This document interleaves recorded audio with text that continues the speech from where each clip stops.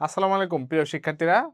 তোমরা যারা অষ্টম শ্রেণীতে পড়তেছো এবং যারা বৃত্তি পরীক্ষা প্রস্তুতি নিতেছো এবং বার্ষিক পরীক্ষার জন্য প্রস্তুতি নিতেছো, তাদের জন্য এই ভিডিওটা প্রথম অধ্যায়ের প্যাটার্নের অধ্যায়ের একটা ভিডিওতে আমরা পুরো আলোচনা করব, যেখানে মাত্র 80টা এমসিকিউ করলে সবগুলো এমসিকিউ তোমাদের কমন পড়বে এবং টপিক যেহেতু আলোচনা করব, তোমাদের শর্ট কোশ্চেনের সবগুলো অ্যান্সার তোমরা এখান থেকে করতে পারবা।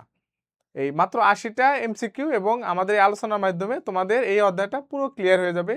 তোমরা এমসিকিউ সমাধান করতে পারবা, এসকিউ সমাধান করতে পারবা, এমনকি তোমাদের যে সৃজনশীল অঙ্কগুলো সেগুলো তোমরা সমাধান করতে পারবা।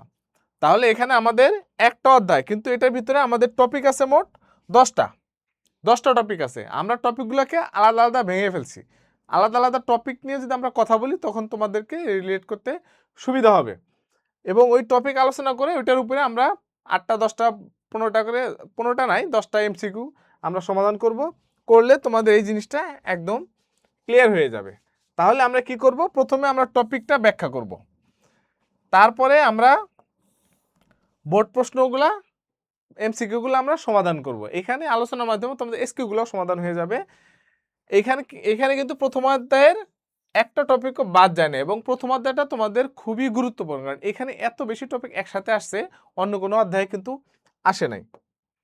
তো এখানে আমাদের কি কি টপিক আছে, প্রথম যেটা নিয়ে আমরা কথা বলবো সেটা হলো প্যাটার্ন। প্যাটার্নটা কিরকম হয়, ত্রিভুজের প্যাটার্ন বা সংখ্যার প্যাটার্ন, এটা কিভাবে কাজ করে এই জিনিসটা আমি কথা বলবো।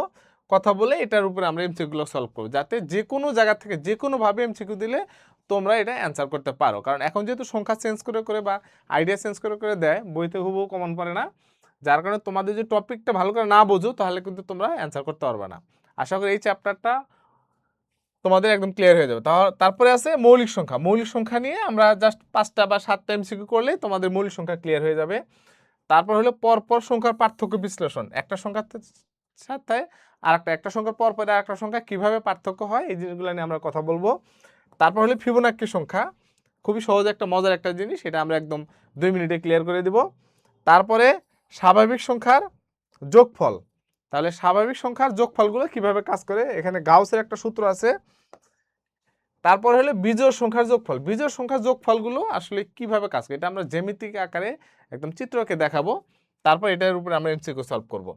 এরপর হলো দুইটি বর্গের সমষ্টির সংখ্যা প্রকাশ। তাহলে একটা সংখ্যাকে 2টা বা 3টা বর্গের সমষ্টি রূপে কিভাবে প্রকাশ করা যায়, সেইটা আমরা দেখব। এরপর হলো ম্যাজিক বর্গ।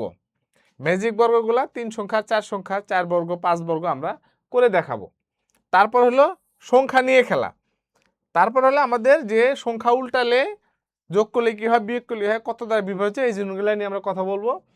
আশা করি এই ক্লাসটা দেখার পরে, এই যে জ্যামিতিক প্যাটার্ন বিস্তারিত, এই ক্লাসটা দেখার পরে তোমাদের এই এমসিকিউ স্ক্রিবিং অঙ্ক নিয়েও কোনো সমস্যা থাকবে না, একদম তোমাদের 100% ডাউট ক্লিয়ার হয়ে যাবে। তো তারপরে এখন আমরা এটা করব, মূল বই থেকে ব্যাখ্যা করব, অনুশীলনী করব, তারপরে এমসিকিউ সলভ করব। এরপরে মনে রাখার যে কৌশলগুলো আমরা শিখিয়ে দেবো, যাতে তোমরা খুব সুন্দর মতো করতে পারো। তো ঠিক আছে, আমাদের ক্লাস স্টার্ট।